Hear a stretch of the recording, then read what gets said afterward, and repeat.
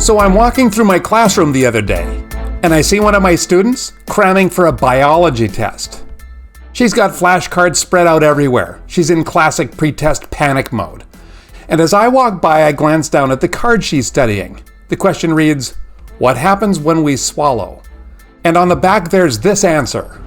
The epiglottis closes over the trachea while the soft palate elevates to seal off the nasopharynx.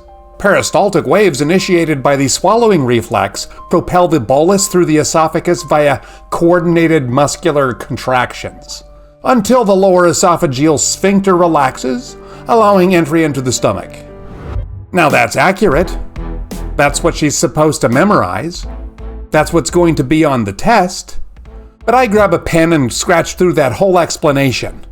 And I wrote one word, magic. And she looks at me like I was kidding around.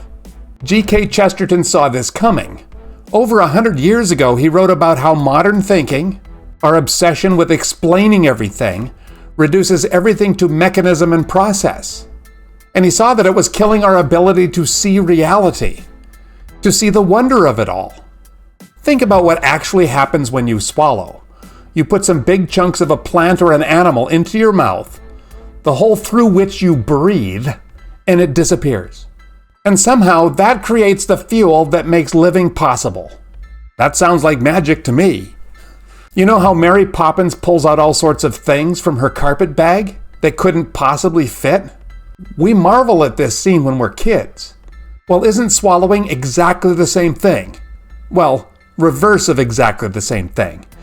The only difference between Mary Poppins' carpet bag and swallowing, the only difference is that we've seen it before. But what difference does repetition make in the marvelousness of it all? If our sense of wonder can survive repetition, can it survive education? It should. Look here. Your epiglottis is this little flap that you've never seen and you can't feel, and it instantly seals your airway so that you don't die when you're eating.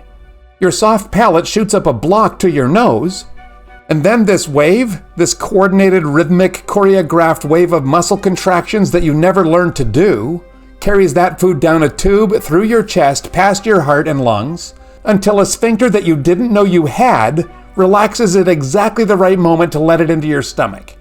And all this happens in about 6 seconds. And it works. Every single time. Thousands of times a day, for the rest of your life. The analysis on its own doesn't necessarily make a miracle mundane. Just because we describe something and name it peristalsis doesn't make it necessary and mechanical. I think it might be in the presentation and all the assumptions that we carry with us that makes swallowing no longer magic. We've been taught that to understand something is to explain it mechanically, to reduce it, to strip away the mystery. The soft palate elevates, the sphincter relaxes, check the boxes, move on. But here's what you lose: the wonder, the sense of higher things, the dimensions of reality. When we lose wonder, we lose something even more important: gratitude. Think about it. If swallowing is just an automatic reflex, just meat and chemistry, well then why would you be grateful? But if it's magic, if every time you take a sip of water, your body performs an invisible miracle that you could never recreate, you could never understand, you could never fully control, that you benefit hugely from, well, then you've just got to be thankful. A person who has lost their sense of wonder is like that teenager who sees these massive waves on the north shore of Hawaii and rolls their eyes. Everything around them is extraordinary, but they can't see it anymore. They've explained it all away. Now, I'm not anti-science. I love science. But we have to understand that science tells us how things work. It doesn't explain why they should work at all. It doesn't touch the fundamental strangeness of existence. The fact that anything exists, the fact that you exist, that you can hear these words and think thoughts and swallow water without suffocating, none of this is normal. It's all miraculous, wonderful, surprising, ridiculous, and beautifully improbable.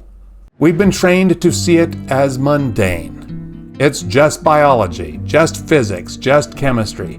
And so we walk through life like a tourist with our noses in the guidebooks, reading descriptions of the Grand Canyon while standing at its edge.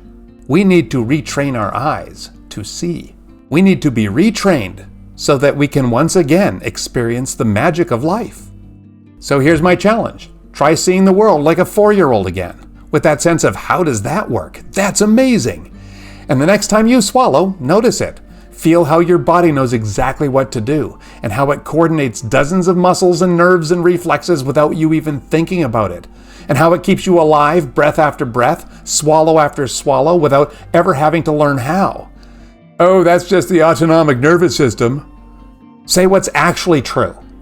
It's magic, because it is. And maybe, just maybe, if we can recover that sense of wonder about something as ordinary as swallowing, we can start to see the rest of life that way too. The fact that we're alive, the fact that we love people, the fact that we think thoughts and make choices and create art and tell stories. I made a video about carrots before and how vegetables are miraculous. Check that one out. None of this makes sense. None of this is owed to us. It's all a gift. It's all a mystery. It's all magic. Final thought. G.K. Chesterton once said, "The world will never starve for want of wonders, but only for want of wonder." We live in a wonderfully enchanted world. We just can't see it anymore because we think we've explained it all. But you haven't explained swallowing. You've named its parts. You've mapped its mechanism. You've explained the process. But that's not the same thing. The epiglottis closes. The sphincter relaxes. The bolus descends. Or, you swallow and you don't die again. Which explanation makes you more grateful to be alive? Thank you, and we'll see you next time.